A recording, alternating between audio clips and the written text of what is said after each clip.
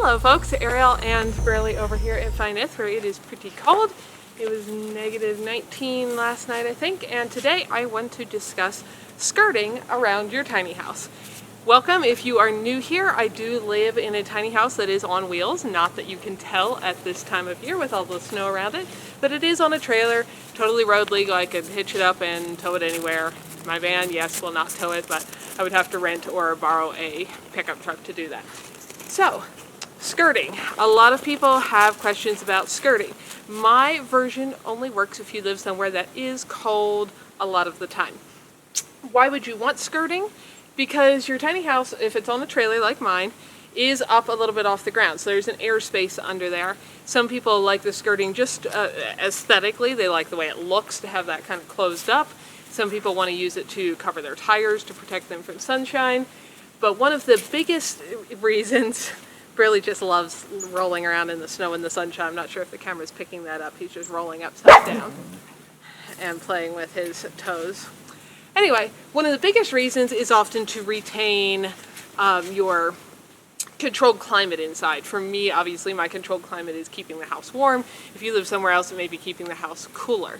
So, you want to stop the rapid transfer of air from whatever you have inside, for me it's heat, to the outdoors.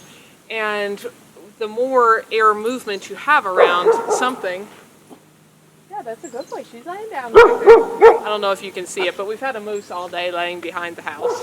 Really seen her several times. Hey, leave it.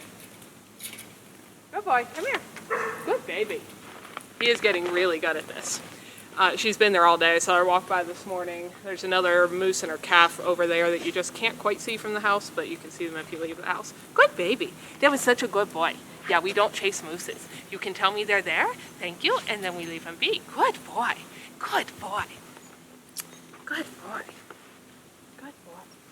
So, back to what I was saying. You don't want a lot of air movement around something because the more air moves, the more heat or cold it's going to transfer away from your, yeah, she's okay, from your whatever, your hands, that's why a wind chill feels colder than if it's just whatever the temperature is outdoors. I know a lot of the country is really cold right now, and some of you guys with a wind chill are like minus 50. We're only about, I think it's warmed up to close to 0 now, but it was about minus 20 when I got up. So it is cold here. And fortunately, even though I do live in Wyoming, and Wyoming is known as a fairly windy state, and a lot of it is, there is not a lot of wind right here. I happen to be on the side of a mountain, tucked into a valley between two little mountains and in the dense trees, so I just don't get much wind. If I walk up the hill or out into the open, there can be a lot of wind, but right here specifically there is not. So it's not a big problem for me, but the more air movement you have, especially like under your floor, the more that's going to make your floor cold. And I get cold feet anyway, partly why I love my warm boots, and I don't enjoy cold feet, so I really like that my floor is warm inside. It's okay, baby. I know she's there. We're gonna leave her be. She just wants to take a nap. And for me, this works really well. Now again, if you don't live somewhere where the snow is going to stay and stay cold, this isn't going to be a particularly good option. If you have seen my place in the summer, like this, you can see I have flower boxes all around the house, and they are made out of recycled old lockers that were being discarded from a local gym, and I simply laid them on their backs, took the doors off, filled them with dirt, and I grow plants and herbs and flowers in them all summer long. So those stay there, they're still there even though you can't see them in the winter, and that kind of starts the foundation of my snow skirting, but I would use just snow if I didn't have them there. But they kind of make my summer skirting and just make the place look homey, and I eat a lot of herbs and such out of them, so that's great. But then I just let the snow pile up on top of them, as you can probably see behind me here. I don't know if you can see the moose back there, she's probably too much in the shadow, but I kind of shovel it off level with the windows because I don't want it to block my windows, both because I don't want moisture leaking in, and I like to be able to see out. But I just let it pile up there and come out several feet, and then I shovel my walkways beside that. And this has worked really well. I am in my 5th winter here now, and I run around barefoot in my house all the time, so it's plenty warm. Part of that does have to do with the fact that I have both a cork floor and heat with a wood stove, which I've discussed before. But this works really well. I do not get any air movement. I don't have A moisture problem, people ask about that. Oh, you can't keep the snow piled up against the house, it's going to rot the wood. Where we live, it is so dry and the snow is so cold that you can't even make a snowball. I mean, you can try to pack it and all you get is snow dust and make your hands cold. Anyway, so it's not really moist at all. I think in this area you can have 12 to 13 inches of snow or more per inch of water. And so I'll show you in a second here, but I pile it up there, and if it does warm up at all, or there's some heat off the house, or the sun touches the siding, and because it's dark it helps warm it up, the snow simply just kind of shrinks back and I get a little air gap in there.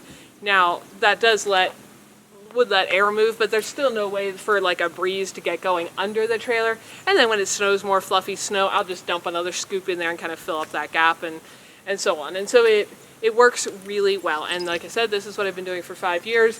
I am comfortable. My floors are warm. I can run around barefoot. I sit on the floor. I lay on the floor. I work out on the floor.